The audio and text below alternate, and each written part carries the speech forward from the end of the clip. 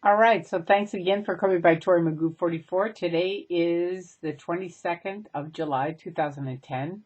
And as most of you know, I've been doing my escape series, Escaping Out of the Church of Scientology. A bunch of people have asked me to talk about transforming back into the real world, what happened after I escaped. So that's it's been an ongoing thing, but I can tell you some of the highlights, right? Especially right after I left, because it was, in my mind, it was so awesome mentally to experience this. As you can imagine, I've lost everything. Bob had given me the laptop, said, tell your story. I did my thing about epilepsy, Magoo's worst nightmare.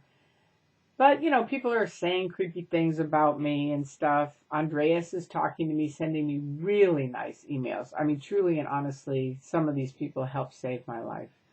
And so, I'm talking to different people. Nancy Manni calls me. We were friends when I was in the church. And each of us were sort of waking up on our own, because you can't really say to a Scientologist, I'm waking up.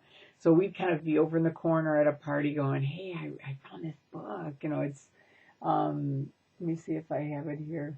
No, I don't. But, I talk to you about it all the time. You can heal your life. And that was one of them, but we'd find these self-improvement books and we'd be like, yeah, I'm reading it too. Because it's in Scientology, it's called an other practice, right? Where, it's not okay. So we were sort of like secretly reading these books and getting better, right? And it was working. It was really cool. And we were listening to Barbara DeAngelis, who's a psychologist, and that was, of course, really a big no-no in the church. And all of a sudden, she really got very, very distant from me. And I didn't really know what was going on. And then Yachty called me and said, Nancy's really flipped out.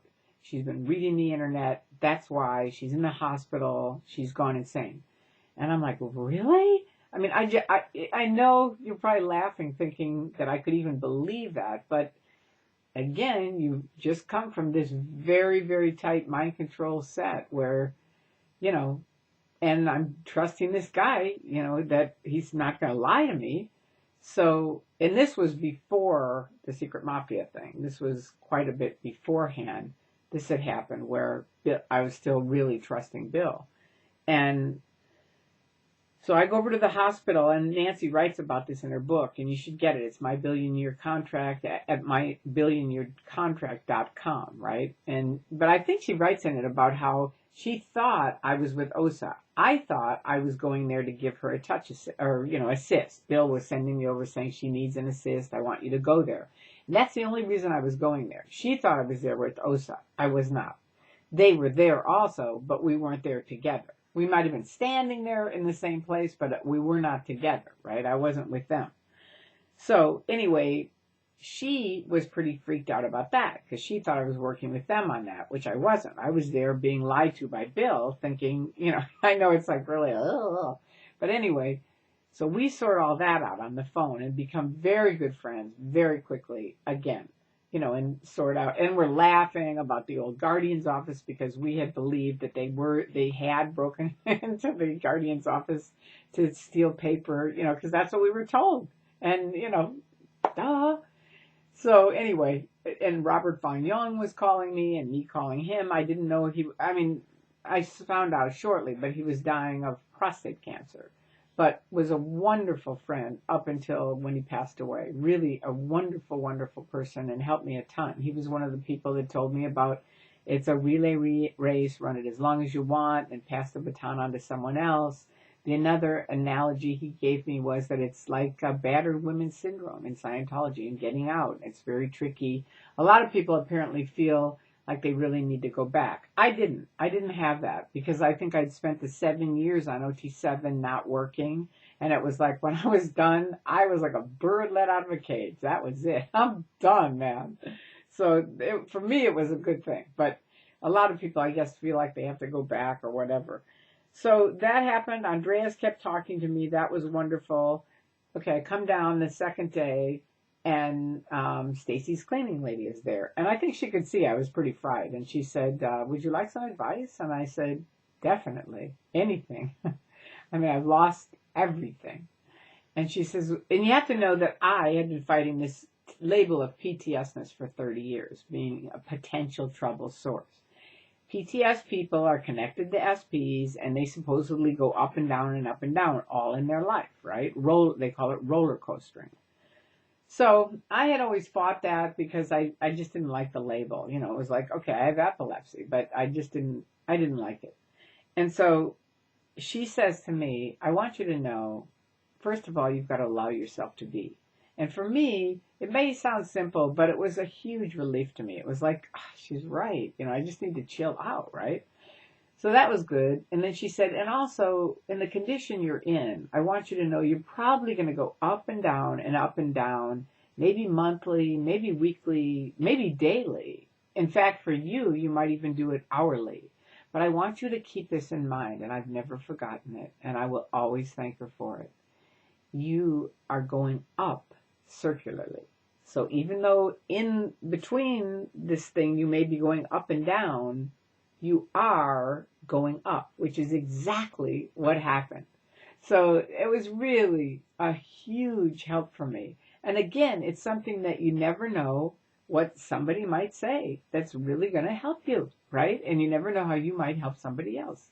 A lady at Staples said the same thing to me. She said, what's going on? And I said, because I was kind of cruising around, and I said, oh, I just escaped out of this cult, Scientology. And she said, well, would you like some advice? And I said, sure. And she said, okay, number one, get financially independent. It's very important. And number two, don't settle for less, because women often do, because they're lonely or whatever. And that helped, right? Then I also met Dave Turetsky. He's a professor at Carnegie Mellon online. He and I talked. This is another thing I'll never forget. He said, you are so lucky. This is online. And I said, I'm so lucky? I mean, I've just lost everything. I don't really understand how I'm so lucky. And he said, well, think of it like a painter with a white, do you realize how few people at your age, which was 53 at the time, have an entire blank slate? You can recreate your life however you want, all newly. And again, that's another thing I never forgot, that it's sort of like looking at the blessing side of things instead of just the horrible side of things. And these people definitely helped me. Bob and Stacy would leave every day because remember they were with Ursula, but I didn't know it. And then the last thing I'm going to tell you about, I think it was probably in a day or so later, but I'm with Jesse. We go over to see the Barneses, Greg Barnes and Deborah Barnes, who were married at the time. They are not anymore. And we're talking, and Jesse Prince and all of us, and we're just, so much stuff is rolling out of our mouths. And I finally say to Bunker, we got to turn on a camera. We've got to get this on camera. It's just too much stuff that's being said. And I'm going to put the link to the thing that we did, which was OT7 Speaking Freely. But it was fabulous. I mean, there's a couple of videos that we did that were just terrific during that time. So it was really, a lot of transformation happened for me very, very quickly. I was blessed in that I got to meet a lot of ex-Scientologists and critics at the same time, right as I left. So it was sort of like many different people with many different viewpoints and knowledge about all kinds of different things that helped me. So there you go. That's it. I just wanted to let you know that. And there's another thing coming up probably tomorrow or the next day. But that has to do with the final part of this where I'm escaping out and one other thing happens. But that's it for now. Peace out. I love you guys. I hope you're enjoying this, and I hope you have an excellent weekend coming up. Bye-bye.